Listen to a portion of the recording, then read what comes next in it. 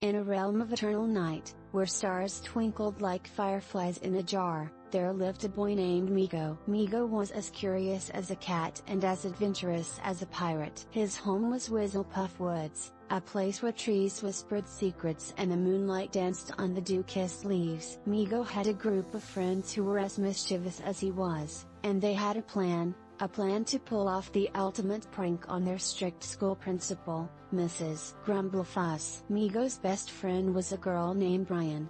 Brian was clever, with a mind as sharp as a tack. Together with their friends, they often concocted schemes that left the whole town buzzing with laughter. But this time, their target was none other than Mrs. Grumblefuss, a woman whose frown could wilt the brightest sunflower. One day, as the sun set and the woods turned into a playground of shadows, Migo gathered his friends in their secret hideout, a hollow tree that stood tall and proud in the heart of Whizzlepuff Woods. Brian was there, along with Jax, the jokester, and Lily, the artist. "Alright, team," Migo began, his eyes glinting with excitement.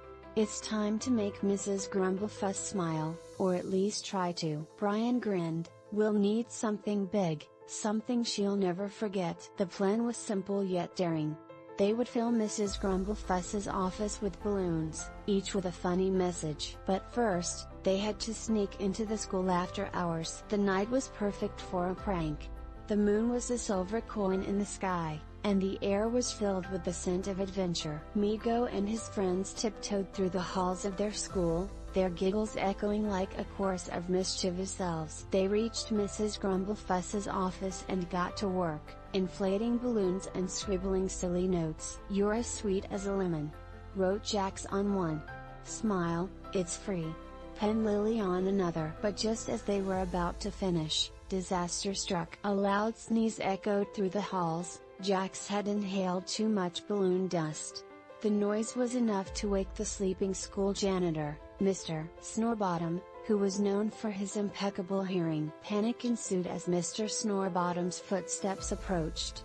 The friends ducked behind desks, holding their breath. Migo's heart pounded like a drum in a marching band. Brian whispered, "We need a distraction." Thinking quickly, Migo grabbed a balloon and let it go. It zipped around the room like a deflating rocket, bouncing off walls and making a sound like a kazoo. Mr. Snorebottom paused, bewildered by the flying balloon. With the janitor distracted, the friends made a hasty escape, leaving behind a room full of balloons and a bewildered Mr. Snorebottom.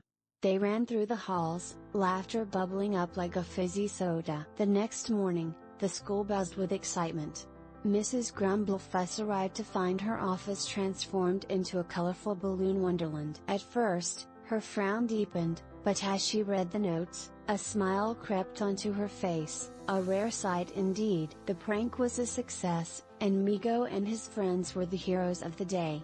Even Mrs. Grumblefuss couldn't help but chuckle at the playful messages. The principal called an assembly and, much to everyone's surprise, praised the pranksters for their creativity and humor. From that day on, Mrs. Grumblefuss was a little less grumpy, and the school was a lot more fun. Migo and his friends learned that sometimes a little laughter is the best way to bring people together. As the sun set once more over Whizzlepuff Woods, Migo and Brian sat in their hollow tree, recounting the day's events. "We did it," Migo said, smiling at the stars above. "We sure did," Brian replied, her eyes twinkling like the night sky. And so, in the realm of eternal night, where laughter echoed through the trees and adventures awaited around every corner, Migo and his friends continued their merry mischief, always ready for the next big prank.